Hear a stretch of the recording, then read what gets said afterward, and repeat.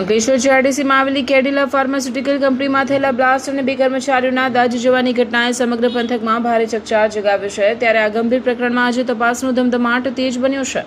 ઘટનાની જાણ થતાં જ ફોરેન્સિક સાયન્સ લેબોરેટરીના અધિકારીઓ સહિત GRDC police inspector CF Thakor અને પીએસઆઈની ટીમે કંપનીમાં ધામા નાખીને બ્લાસ્ટના કારણો શોધવા ઝીણવટભરી તપાસ હાથ ધરી છે। આ મામલે ભરૂચ જિલ્લા factory inspector, health and safety વિભાગ અને ગુજરાત પ્રદૂષણ નિયંત્રણ બોર્ડ દ્વારા પણ કંપનીમાં સુરક્ષાના કયા માપદંડોનો ભંગ થયો છે અને બ્લાસ્ટ માટે કોણ જવાબદાર છે તે અંગે કડક ખુલાસો પૂછવામાં આવે તેવી તજવીજ હાથ ધરવામાં આવી રહી છે।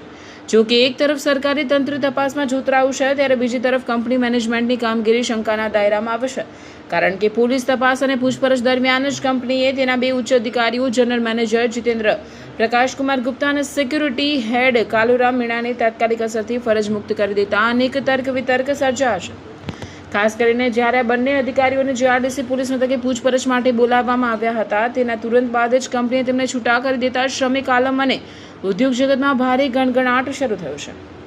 લોકોમાં ચર્ચાઈ રહ્યું છે કે શું કંપની પોતાની કાનૂની જવાબદારીમાંથી બચવા માટે અધિકારીઓને બલીનો બકરો બનાવી રહી છે કે પછી સુરક્ષામાં થયેલી મોટી ખામી પાછળ આ અધિકારીઓની સીધી બેદરકારી જવાબદાર હતી।